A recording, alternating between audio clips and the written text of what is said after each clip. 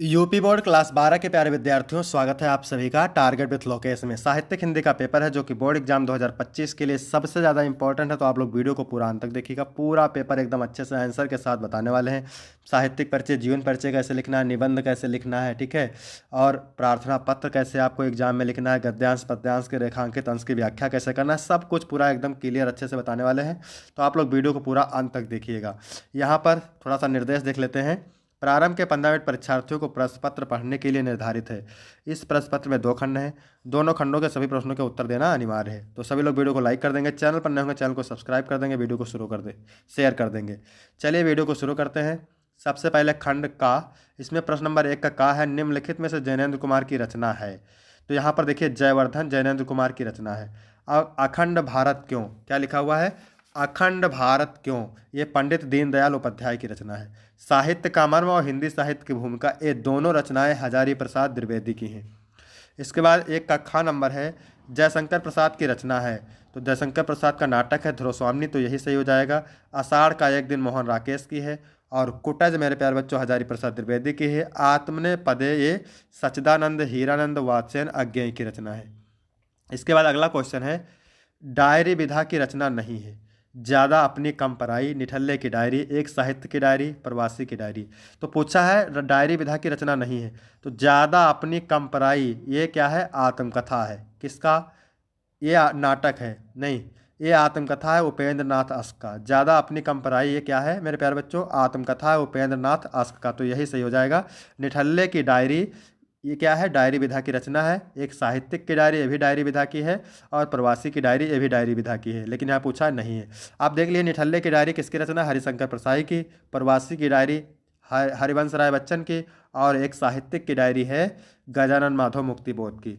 अगला है अमेरिका का मस्त योगी वाल्ट हिटमैन निबंध है किसका, हरिशंकर प्रसाई का, राय कृष्णदास का, सरदार पूर्ण सिंह, प्रोफेसर जी सुंदर रेड्डी। तो मेरे प्यारे बच्चों सरदार पूर्ण सिंह सही हो जाएगा। अमेरिका का मस्त वाल्ट हिटमैन निबंध है सरदार पूर्ण सिंह का। फिर अगला है रूपक रहस्य के लेखक हैं श्याम सुंदर दास, वियोगी हरि, रामचंद्र शुक्ल, बालकृष्ण भट्ट। तो रूपक रहस्य किसका है मेरे प्यारे बच्चों, श्याम सुंदर दास का। पहला ऑप्शन करेक्ट हो जाएगा। हिंदी का प्रथम उपन्यास, तो हिंदी का प्रथम उपन्यास है परीक्षा गुरु, ठीक है, लाला श्रीनिवास का।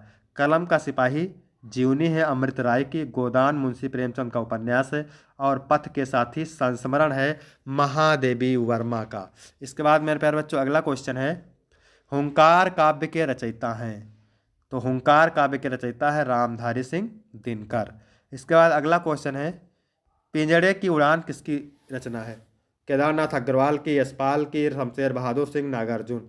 तो पिंजड़े की उड़ान मेरे प्यारे बच्चों, पिंजड़े की उड़ान ये रचना है किसकी, राम यशपाल की। यशपाल की कहानी है, ठीक है, यशपाल की कहानी है।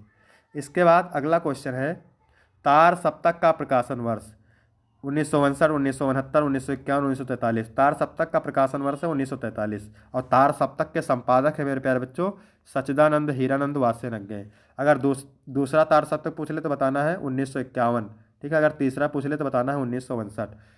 इसके बाद अगला क्वेश्चन है पल्लव से अवतरित कविता परिवर्तन के रचयिता हैं महादेवी वर्मा, सुमित्रानंद पंत, निराला, जयशंकर प्रसाद। तो पल्लव से अवतरित कविता परिवर्तन के रचयिता है सुमित्रानंदन पंत। इसके बाद मेरे प्यारे बच्चों तीसरा नंबर प्रश्न है, क्या कह रहा है दिए गए गद्यांश पर आधारित निम्नलिखित प्रश्नों के उत्तर दीजिए। कितने अंक का है, 10 अंक का है। अशोक को जो कालिदास सम्मान कालिदास से मिला वह अपूर्व था। सुंदरियों के असिंजनकारी नुपुर वाले चरणों के मृदु आघात से वह फूलता था। कोमल कपोलों पर कर्णावतंस के रूप में झूलता था। और चंचल नील अलकों की अंचल शोभा को 100 गुना बढ़ा देता था। वह महादेव के मन में क्षोभ पैदा करता था। मर्यादा पुरुषोत्तम के चित्त में सीता का भ्रम पैदा करता था। और मनोजन्मा देवता के एक इशारे पर कंधे पर से ही फूट उठता था। ठीक है मेरे प्यारे बच्चों, तो यहाँ पर देख लीजिए क्या कह रहा है उपयुक्त गद्यांश का संदर्भ लिखिए। संदर्भ लिखेंगे प्रस्तुत पद्यांश हमारी पाठ्यपुस्तक हिंदी काव्य के अशोक के फूल नामक पाठ से अवतरित है और इसके रचयिता हजारी प्रसाद द्विवेदी हैं। दूसरा है रेखांकित अंश की व्याख्या कीजिए। तो चलिए देखते हैं किसकी व्याख्या करना है। अच्छा एक बात और ध्यान रखिए आप लोग, जहाँ पर अशोक शब्द दिख जाए, कालिदास शब्द दिख जाए, ठीक है, तो समझ जाइएगा कि ये हजारी प्रसाद द्विवेदी से लेखक हैं और अशोक के फूल पाठ का नाम है। तो किसकी व्याख्या करना है उसको एक बार पढ़ लेते हैं। अशोक को जो सम्मान कालिदास से मिला वह अपूर्व था। सुंदरियों के आसिंजनकारी नुपुर वाले चरणों के मृदु आघात से वह फूलता था, कोमल कपोलों पर कर्णावतंस के रूप में झूलता था। ठीक है, तो यहाँ पर देख लीजिएगा व्याख्या। रेखांकित अंश की व्याख्या। उसका मानना था कि अशोक पर तभी पुष्प आते हैं जब कोई सुंदर युवती अपने कोमल और संगीतमय नुपुर वाले चरणों से उस पर प्रहार करती थी। अशोक के फूलों की सुंदरता के कारण सुंदरियां उन्हें अपने कानों का आभूषण बनाती थी। यह कर्णफूल जब उनके सुंदर गालों पर झूमता था तब उनकी सुंदरता और अधिक बढ़ जाती थी। जब यह अशोक के फूलों को अपने काली नीली चोटी में गूंथती थी तब उनके चंचल लताओं की सुंदरता 100 गुना बढ़ जाती थी और तब देखने वाले की दृष्टि उनसे हटती ही नहीं थी। ठीक है, इसके बाद है अगला क्वेश्चन। क्या कह रहा है? संस्कृत के किस कवि ने कालिदास को सम्मानित किया? तो संस्कृत के कालिदास कवि ने अशोक को सम्मानित किया। ठीक है, फिर है किस फूल की सुंदरता के कारण सुंदरियां उन्हें अपने कानों को आभूषण बनाती थी? तो अशोक के फूल की सुंदरता के कारण सुंदरियां उन्हें अपने कानों का आभूषण बनाती थी। फिर है आसिंजनकारी तथा कर्णावतंस का अर्थ। तो आसिंजनकारी का अनुराग और उत्पादक होता है, कर्णावतंस का मतलब होता है कर्णफूला।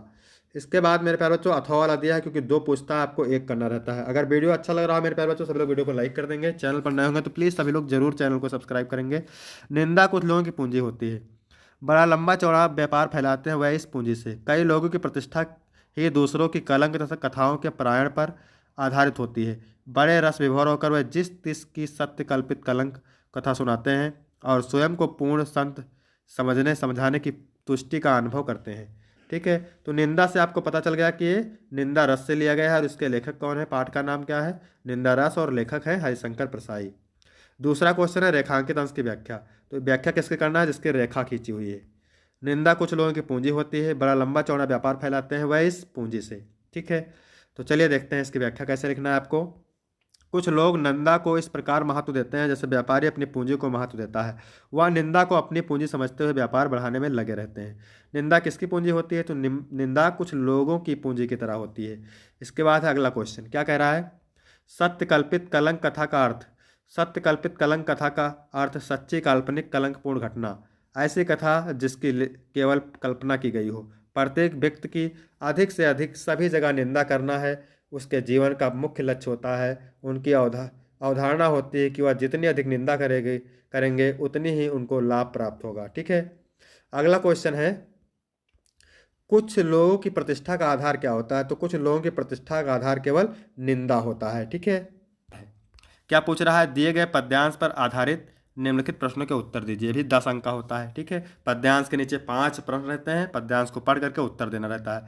तो बैठी थी अचल तथापि असंख्य तरंगा, वह सिंही अब भी हाहा गौमुखी गंगा, हा जनकर भी मैंने ना भरत को जाना, सब सुन ले तुमने अभी स्वयं यह माना, यह सच है तो फिर लौट चलो घर भैया, अपराधीन हूँ मैं हूँ तात तुम्हारी मैया, दुर्बलता का ही चिन्ह विशेष शपथ है, पर अबला जन के लिए कौन सा पथ है। ठीक है, तो पहला क्वेश्चन क्या पूछ रहा है मेरे प्यारे बच्चों? पाठ कर शीर्षक एवं रचयिता का नाम लिखिए। तो ये जो है केकेयी का अनुताप पाठ से लिया गया है और इसके लेखक है मैथिली शरण गुप्त।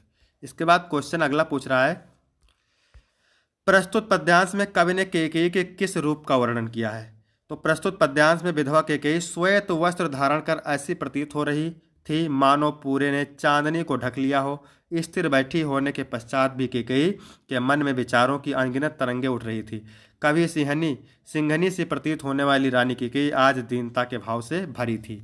इसके बाद अगला क्वेश्चन पूछ रहा है सिंघनी और गौमुखी गंगा से क्या अभिप्राय है? तो सिंघनी और गौमुखी गंगा से अभिप्राय है कि सिंघनी जैसा रूप धारण करने वाली केकेयी अब गौमुखी गंगा के समान शांत, शीतल और पवित्र हो चुकी थी। केकेयी ने के बदलते स्वभाव की कवि ने कल्पना की है। इसी कारण पहले प्रसंग में उसे सिंघनी और वर्तमान रूप के लिए गौमुखी गंगा के समान शांत और पवित्र बताया गया है। घर लौट चलने के लिए कौन किससे आग्रह कर रहा है? तो घर लौट चलने के लिए केकेयी राम से आग्रह कर रही है। इसके बाद मेरे प्यारे बच्चों अगला क्वेश्चन है रेखांकित अंश की व्याख्या। तो व्याख्या किसकी करना है? चलिए इसकी देखते हैं। यहाँ पर देख सकते हैं आप, दुर्बलता का ही चिन्ह विशेष शपथ है, पर अबला जन के लिए कौन सा पथ है? तो चलिए देखते हैं इसकी व्याख्या कैसे लिखना है। राम और भरत के संवाद को सुनकर केकेयी ने अपनी भूल स्वीकार करते हुए कहा है कि शपथ अर्थात सौगंध खाना व्यक्ति की कमजोरी का प्रमाण है तथा मुझ अबला के लिए सौगंध खाकर अपनी बात को प्रमाणित करने के अतिरिक्त और कोई उपाय नहीं है। वह इसके अतिरिक्त और क्या करे, शपथ खाना उसकी विवशता है। ठीक है, तो यहाँ पर अथवा वाला देख लेते हैं मेरे प्यारे बच्चों, क्या है। सूखी जाति मलिन लतिका जो धरा में पड़ी हो। ठीक है, राधा पवन से कहती है कि मथुरा जाते समय यदि कोई पृथ्वी पर सूखी हुई लता पड़ी हो तो पाँव के निकट उसको श्याम के ला गिराना, तो उसको ला करके श्री कृष्ण के पैर पाँव के पास गिरा देना। यूँ सीधे से प्रकट करना प्रीत से वंचिता हो, प्रेम से वंचित राधा, यूँ सीधे से प्रकट करना, इस प्रकार उन्हें सीधे सीधे बता देना कि प्रेम से वंचिता हो, प्रेम से वंचित, आपके प्रेम से वंचित होकर राधा अति मलिन होकर के नित्य सूख रही है। कोई पत्ता नवल तरु का पीत जो हो रहा हो, कोई पीला पत्ता नए नए पेड़ का पत्ता जो पीला हो रहा है, तो प्यारे के दृगयुगल के सामने ला उसे, तो उसे श्री कृष्ण के नेत्रों के सामने लाना, धीरे धीरे संभल रखना और यो बताना, धीरे धीरे उसे संभाल कर उनके सामने रखना और उन्हें बताना कि पीला होना प्रबल दुख से प्रोसिता सा हमारा, कि हमारा पीले पत्ते के समान पीला होना उनको बता देना। ठीक है, इसके बाद मेरे प्यारे बच्चों आगे देखिए, पाठ का शीर्षक तथा रचयिता के नाम का उल्लेख कीजिए। तो पाठ का शीर्षक है पवनदूत का और पाठ के रचयिता है अयोध्या सिंह उपाध्याय हरिओद। इसके बाद अगला क्वेश्चन पूछ रहा है, राधा पवन से पृथ्वी पर पड़ी हुई लता को क्या करने के लिए कहती है। तो राधा पवन से पृथ्वी पर पड़ी हुई लता को श्री कृष्ण के पाँव के पास गिरा देने को कहती है। सूखी लता से राधा कृष्ण को क्या संदेश देना चाहती है। सूखी लता से राधा कृष्ण को यह संदेश देना चाहती है कि वह प्रेम से रहित होकर किस प्रकार नित्य ही सूखती तथा मलिन होती जा रही है। इसके बाद अगला है, प्रोसिता सा में कौन सा अलंकार है। तो प्रोसिता सा में उपमा अलंकार है, जहाँ पर सा सी से सम सरी समान दिख जाए वहाँ पर उपमा। उपयुक्त पद्यांश की रेखांकित पंक्तियों की व्याख्या कीजिए। तो व्याख्या किसके करना है, वैसे व्याख्या मैंने पूरी बता दिया है, लेकिन देख लीजिए यहाँ पर, धीरे धीरे संभल रखना और उन्हें यह बताना, पीला होना प्रबल दुख से प्रोसिता सा हमारा। तो चलिए देखते हैं इसकी व्याख्या कैसे लिखना है। राधा कहती है कि हे पवन, यदि किसी नए वृक्ष का कोई पत्ता पीला पड़ गया हो तो उसे प्रिय के सामने धीरे से रख देना और उन्हें बता देना कि उसी प्रकार राधा भी पीले पत्ते के समान पीली पड़ती जा रही है। ठीक है, इसके बाद मेरे प्यारे बच्चों प्रश्न नंबर 5 का है। ठीक है, निम्नलिखित में से किसी एक लेखक का साहित्यिक परिचय देते हुए उनकी प्रमुख कृतियों का उल्लेख कीजिए। 80 शब्द में लिखना है और 5 अंक को मिलेंगे आपको। हरिशंकर प्रसाद, वासुदेव शरण अग्रवाल, हजारी प्रसाद द्विवेदी। तो इसमें हम देखेंगे हजारी प्रसाद द्विवेदी का जीवन परिचय यानी साहित्यिक परिचय। ठीक है, कैसे आपको लिखना है, जिस प्रकार हम बता रहे हैं वैसे आपको लिखना है। आपको 100% 5 अंक इसके लिए मिलेंगे। आचार्य हजारी प्रसाद द्विवेदी का जन्म 1907 ईस्वी में बलिया जिले के दुबे के छपरा ग्राम में हुआ था। इनके पिता का नाम श्री अनमोल द्विवेदी तथा माता का नाम ज्योतिषमती देवी था। इन्होंने हिंदी एवं संस्कृत भाषाओं का गहन अध्ययन किया। सन 1930 ईस्वी में काशी विश्वविद्यालय से ज्योतिषाचार्य की परीक्षा उत्तीर्ण की। सन 1957 ईस्वी में भारत सरकार ने इन्हें पद्म भूषण की उपाधि से विभूषित किया और सन 1979 ईस्वी में रोग से पीड़ित होने के कारण यह महान साहित्यकार चिर निद्रा में हमेशा के लिए सो गया। अब यहाँ पर है साहित्यिक परिचय, इसके बाद हेडिंग डालेंगे साहित्यिक परिचय। इसमें लिखेंगे, आचार्य हजारी प्रसाद द्विवेदी साहित्य के प्रख्यात निबंधकार, आलोचक, संपादक, उपन्यासकार के अतिरिक्त एक कुशल वक्ता एवं एक सफल अध्यापक भी थे। उनकी रचनाओं में नवीनता एवं प्राचीनता दोनों का समन्वय था। आधुनिक युग के गद्यकारों में आचार्य हजारी प्रसाद द्विवेदी का महत्वपूर्ण स्थान है। उनके विषय विवेचन में गंभीरता और शालीनता स्पष्ट रूप से होती है। इसके बाद हेडिंग डालेंगे प्रमुख रचनाएं। इसमें लिखेंगे, आचार्य हजारी प्रसाद द्विवेदी के द्वारा लिखित प्रमुख रचनाएं निम्नलिखित हैं। पहला है निबंध संग्रह, इसमें अशोक के फूल, कुटज, कल्पलता, आलोक पर्व। उपन्यास में लिखेंगे बाणभट्ट की आत्मकथा पुनर्नवा। आलोचना में लिखेंगे हिंदी साहित्य सहचर और सूर साहित्य कबीर। इतिहास में लिखेंगे हिंदी साहित्य का आदिकाल। इसके बाद मेरे प्यारे बच्चों अगला है प्रश्न नंबर 5 का खा। निम्नलिखित में से किसी एक कवि का साहित्यिक परिचय देते हुए उनकी प्रमुख कृतियों का उल्लेख कीजिए। 80 शब्द में है और 5 अंक का है। भारतेंद्र हरिश्चंद्र, रामधारी सिंह दिनकर, महादेवी वर्मा। तो इसमें से हम भारतेंद्र हरिश्चंद्र का साहित्यिक परिचय पढ़ेंगे। तो मेरे प्यारे बच्चों सबसे पहले हेडिंग डालना है जीवन परिचय। भारतेंद्र हरिश्चंद्र जी का जन्म 1805 ईस्वी में काशी के प्रसिद्ध वैश्य परिवार में हुआ था। इनके पिता का नाम गोपाल चंद्र गिरधर दास था। इन्होंने घर पर स्वाध्याय से हिंदी, अंग्रेजी, उर्दू, बांग्ला आदि भाषाओं का गहन अध्ययन किया। दानशीलता के कारण उनकी आर्थिक स्थिति बिगड़ती गई और अंत में क्षय रोग से पीड़ित होकर केवल 35 वर्ष की आयु में सन 1850 ईस्वी को उनकी मृत्यु हो गई। इसके बाद मेरे प्यारे बच्चों हेडिंग डालेंगे साहित्यिक परिचय। हिंदी साहित्य के आधुनिक काल का प्रारंभ भारतेंद्र हरिश्चंद्र जी से माना जाता है। तथा 1857 से 1920 तक के काल को भारतीय युग के नाम से जाना जाता है। भारतेंद्र हरिश्चंद्र के एक महान कवि, सफल नाटककार, प्रसिद्ध संपादक और कुशल लेखक के रूप में हिंदी साहित्य में हमारे सामने उपस्थित हुए। इसके बाद है रचनाएं। रचनाओं में लिखेंगे भारतेंद्र हरिश्चंद्र जी की निम्नलिखित रचनाएं। पहला है काव्य, कृष्ण चरित्र, रासलीला, प्रेम माधुरी, प्रेम सरोवर, प्रेम प्रलाप, प्रबोधिनी। नाटक में लिखेंगे सत्य हरिश्चंद्र, चंद्रावली, भारत दुर्दशा, नील देवी, अंधेर नगरी, वैदिक हिंसा हिंसा ना बहुत। निबंध में लिखेंगे कश्मीर कुसुम, सुलोचना, मदालसा, लीलावती आदि। इसके बाद मेरे प्यारे बच्चों पूछ रहा है पंचलाइट कहानी का सारांश लिखिए। 80 शब्द में है और 5 अंक का है। अथवा बहादुर कहानी की कथावस्तु का सारांश लिखिए। 80 शब्द में भी है तो अथवा करके दिया हुआ है, तो इसमें देखेंगे पंचलाइट, फड़ीस और नाथुरेण, यानी पंचलाइट कहानी का सारांश। ठीक है, पंचलाइट कहानी फड़ीस और नाथ रेण द्वारा लिखित वातावरण प्रधान और आंचलिक कहानी है। इस कहानी के माध्यम से कहानीकार ने गांव की दशा का वर्णन किया है। इसके बाद हेडिंग डालेंगे सारांश।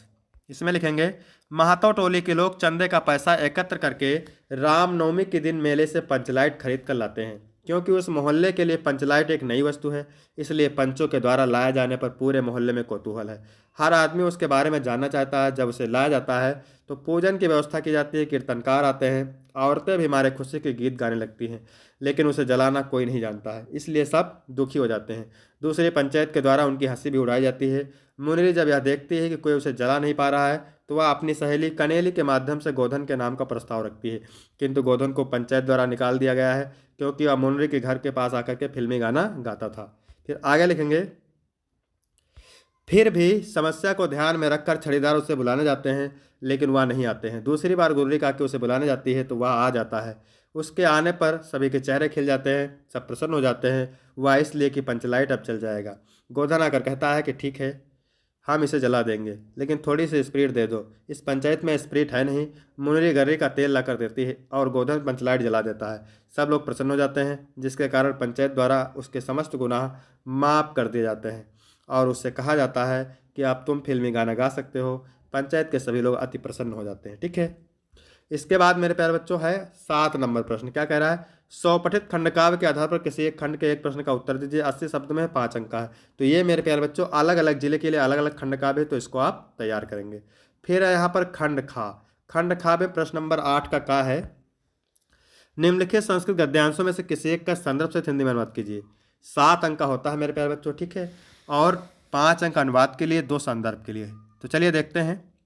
संस्कृतस्य साहित्यम सरसम व्याकरणम सुनिश्चितम, यानी संस्कृत का साहित्य रसपूर्ण और उसका व्याकरण सुनिश्चित है। तस्य गद्य पद्य चा, उसके गद्य पद्य में लालित्य भाव बोध सामर्थ्यम, लालित्य भावों के समझने की शक्ति और सुनने की मधुरता अद्वितीय है।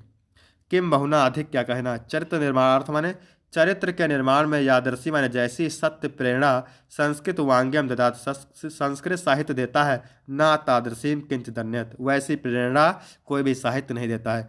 मूलभूता नाम मूलभूत मानवीय गुण नाम मूलभूत मानवीय गुणों की यादृशी माने जैसी, विवेचना माने विवेचना, संस्कृत साहित्य वर्तते, संस्कृत साहित्य में है, नायत तादर्शी, वैसी विवेचना किसी भी साहित्य में नहीं है। संदर्भ लिखेंगे प्रस्तुत गद्यांश हमारी पाठ्यपुस्तक संस्कृत दिग्दर्शिका के संस्कृत भाषा में महत्तम नामक पाठ से अवतरित है। यहाँ पर आप अनुवाद देख सकते हैं, मैंने लिख रखा है क्योंकि इसमें 2 अथवा करके पूछता है, एक करना रहता है आपको। तो चलिए देखते हैं अथवा वाला। महान विद्वान वक्ता, धार्मिको नेता, धार्मिक नेता, पटु पत्रकार असित एवं कुशल पत्रकार थे। यानी महामना मदन मोहन मालवीय विद्वान वक्ता, धार्मिक नेता और चतुर पत्रकार थे। परमस किंतु सर्वोच्च गुण, इनका सर्वोच्च गुण जनसेवा असित, जनसेवा ही था। यत्र कुत्राप, ये जहाँ कहीं भी, ये जनान माने लोगों को, दुखितान माने दुखी, पीड़े मांस पश्यत, पीड़ित देखते थे। ये जहाँ कहीं भी लोगों को दुखी और पीड़ित देखते थे। तत्रयो सा शीघ्र में हो, तत्शीघ्र ही वहाँ उपस्थित होकर के सर्वविधम माने सभी प्रकार से सहायता करते थे। प्राणी सेवा स्वभावसित, प्राणियों की सेवा करना उनका स्वभाव था। संदर्भ प्रस्तुत गद्यांश हमारी पाठ्यपुस्तक संस्कृत दिग्दर्शिका के महामना मालवीय पाठ से अवतरित है। यहाँ पर अनुवाद आप देख सकते हैं। इसके बाद है खा नंबर 8 का खा। निम्नलिखित संस्कृत श्लोकों में से किसी एक श्लोक का संदर्भ सहित हिंदी में अनुवाद कीजिए। भी 7 अंक का है। जल बिंदु निपातेन करमसा पूर्यता घटा, यानी जल की एक एक बूंद गिरने से करमसा घड़ा भर जाता है। सर्व विधानाम सभी विधानों में धर्म और धन का सा हेतु माने यही कारण है। संदर्भ लिखेंगे, प्रस्तुत श्लोक हमारी पाठ्यपुस्तक संस्कृत निर्देशिका के सुभाषित अर्थान नामक पाठ से अवतरित है। इसके बाद अथवा वाला देखते हैं, क्योंकि दो पूछता है एक करना रहता है। ना मैं रोस्ते भद्रवा उलूकस उल्लूकस विशेषणम, ठीक है, तुम्हारा उल्लू का राज्याभिषेक मुझे अच्छा नहीं लगता। क्रोधस्य मुखम पश्य, इस क्रोधहीन का मुख देखो। कथम क्रुद्धो भविष्य, क्रोध करने पर यह कैसा होगा। इसके बाद मेरे प्यारे बच्चों प्रश्न नंबर 9 है, क्या कह रहा है, निम्नलिखित प्रश्नों में से किन्हीं दो प्रश्नों के उत्तर दीजिए। 4 अंक का होता है मेरे प्यारे बच्चों, ठीक है, दो दो अंक के, दो करना रहता है। सर्वधनम प्रधानम किम धनम अस्ति, सर्वधनम प्रधानम विद्याधनम अस्ति। श्री मालवीय चरित्रे का सर्वोच्च गुण आसीत, श्री मालवीय चरित्रे सर्वोच्च गुण जन सेवा आसीत। पंचशील सिद्धांता कस्मिन युगे प्रयुक्ता आसन, पंचशील सिद्धांता बौद्ध युगे प्रयुक्ता आसन। इसके बाद है अगला क्वेश्चन, कस्य साहित्य सरसम मधुरम चास्ते, संस्कृत साहित्य सरसम मधुरम चास्ते। फिर है करुण रस अथवा शांत रस का लक्षण के साथ एक उदाहरण लिखिए। तो चलिए करुण रस देख लेते हैं। तो लिखेंगे शोक नामक स्थायी भाव, विभाव, अनुभाव और संचारी भाव के संयोग से शोक नामक स्थायी भाव, ऐसे लिखेंगे। शोक नामक स्थायी भाव जब विभाव, अनुभाव और संचारी भाव का संयोग पाता है तो वहाँ पर करुण रस की उत्पत्ति होती है। उदाहरण, इस करुणा कलित हृदय में अब विकल रागनी बजती, क्यों हाहाकार स्वरों में वेदना असीम गरजती। फिर है उपमा अथवा उत्प्रेक्षा। तो उपमा देख लेते हैं, जब उपमेय में उपमान की तुलना की जाए या समानता बताई जाए तो वहाँ पर उपमा अलंकार होता है, ठीक है, जैसे पीपर पात सरिस मंडोला। ठीक, गाने का उदाहरण, फूलों सा चेहरा तेरा कलियों सी मुस्कान, है ना, फूलों सा चेहरा तेरा कलियों सी मुस्कान। चौपाई अथवा कुंडलिया छंद। तो चौपाई में 4 चरण होते हैं, प्रत्येक चरण में 24-24 मात्राएं होती हैं, ठीक है, और यह सममात्रिक छंद है। उदाहरण लिख देंगे, जय हनुमान ज्ञान गुण सागर, जय कपीस तिहु लोक उजागर, रामदूत अतुलित बलधामा, अंजनी पुत्र पवन सुत नामा। इसके बाद देखते हैं आगे 11 नंबर में क्या है, निबंध। 9 नंबर का होता है मेरे प्यारे बच्चों, तो इन निबंधों को आप तैयार करेंगे। प्रदूषण की समस्या तथा समाधान, नारी सशक्तिकरण, जातिवाद की समस्या कारण और निवारण, वन संरक्षण का महत्व। इसके बाद है 12 का पहला, पवित्रम का संधिविच्छेद। तो पो प्लस इत्रम, पो प्लस क्या होता है मेरे प्यारे बच्चों, इत्रम, पो प्लस इत्रम। फिर अगला है हरेव का संधिविच्छेद है। तो हरेव का संधिविच्छेद होता है हरे प्लस औ, हरे प्लस औ। इसके बाद अगला है दोग्धा का संधिविच्छेद। तो दोध प्लस धा, ठीक है, यहाँ पर ये सही हो जाएगा। इसके बाद है खा नंबर, इसमें क्या पूछ रहा है, निम्नलिखित में से किन्हीं दो का समास का नाम लिखिए, किन्हीं दो का समास का नाम लिखिए। प्रतिदिनम, यहाँ पे प्रति उपसर्ग लगा है, ठीक है, कौन सा उपसर्ग लगा है, प्रति उपसर्ग। तो इसका विग्रह करेंगे तो हो जाएगा दिनम दिनम, अगर विग्रह पूछता है तो, ठीक है। तो समास का नाम, इसमें प्रति उपसर्ग है अव्ययीभाव समास। निर्दोष निर्दोष, इसमें निर उपसर्ग लगा है तो अव्ययीभाव समास। सज्जना, सज्जना में कौन सा है, कर्मधारा है समास। इसके बाद है 13 नंबर प्रश्न, ठीक है, अपने छात्र प्रधानाचार्य को छात्रवृत्ति के लिए आवेदन पत्र लिखिए अथवा अपने मोहल्ले की नालियों की सफाई और नगर निगम के स्वास्थ्य अधिकारी को पत्र। 8 नंबर का होता है, तो ये पहला वाला देखते हैं, अपने छात्रवृत्ति प्रधानाचार्य को छात्रवृत्ति के लिए आवेदन पत्र लिखिए, ठीक है। तो चलिए देखते हैं कैसे लिखना है। सेवा में प्रधानाचार्य महोदय, आपके विद्यालय का नाम कोई भी डाल दीजिएगा और पता डाल दीजिएगा। फिर लिख दीजिएगा विषय, छात्रवृत्ति प्रदान हेतु आवेदन पत्र। इसके बाद आगे लिखिएगा, महोदय सविनय निवेदन है कि मैं, आप नाम लिख दीजिएगा, कक्षा का नाम, का विद्यार्थी हूँ, ठीक है। सविनय निवेदन है कि मैं मोहन कक्षा 12 का विद्यार्थी हूँ, मेरा अध्ययन में प्रदर्शन सदैव अच्छा रहा है, उत्कृष्ट रहा है। मैं हर वर्ष अच्छे अंकों से उत्तीर्ण होता हूँ, किंतु आर्थिक स्थिति कमजोर होने के कारण मेरी पढ़ाई में कठिनाइयाँ आ रही है। मेरे माता पिता की आर्थिक स्थिति इतनी सशक्त नहीं है कि वे मेरी शिक्षा का पूरा खर्च उठा सकें, ठीक है। आगे लिखेंगे, अतः आपसे विनम्र निवेदन है कि मुझे विद्यालय द्वारा प्रदान की जाने वाली छात्रवृत्ति प्रदान करने की कृपा करें, जिससे मैं अपनी शिक्षा जारी रख सकूं। आपकी कृपा के लिए मैं सदा आभारी रहूंगा, धन्यवाद। यहाँ पर सादर, आपका नाम, कक्षा, तो नाम वाम लिखना नहीं परीक्षा में, आभाषा लिख देंगे।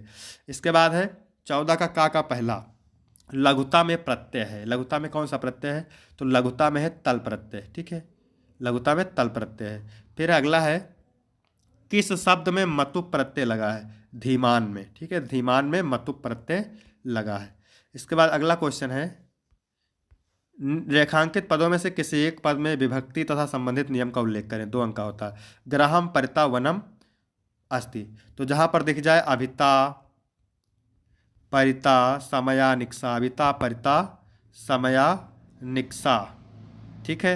और हा दिख जाए, प्रति दिख जाए, तो जैसे यहाँ पर क्या आया है, परिता आ गया है, तो यहाँ पर कौन सी विभक्ति होगी, द्वितीय विभक्ति, ठीक है। इसके बाद है सा सिरसा खल्लौटा, एनांग विकारा सूत्र है यहाँ पे, एनांग विकारा यानी शरीर में कोई विकार हो, कोई कमी हो, ठीक है, तो वहाँ पर वह सिर से गंजा है, तो इसमें कौन सी विभक्ति होगी, तृतीय विभक्ति। फिर है देवभ्य स्वाहा, स्वाहा शब्द दिख जाए, स्वधा शब्द दिख जाए, है ना, अलम शब्द दिख जाए, वसठ शब्द दिख जाए, तो वहाँ पर समझिएगा कि कौन सी विभक्ति है, वहाँ पर चतुर्थी विभक्ति है, ठीक है। तो यहाँ तक मेरे प्यारे बच्चों वीडियो कंप्लीट हुआ। वीडियो कैसा लगा, वीडियो अच्छा लगा हो तो वीडियो को लाइक करेंगे।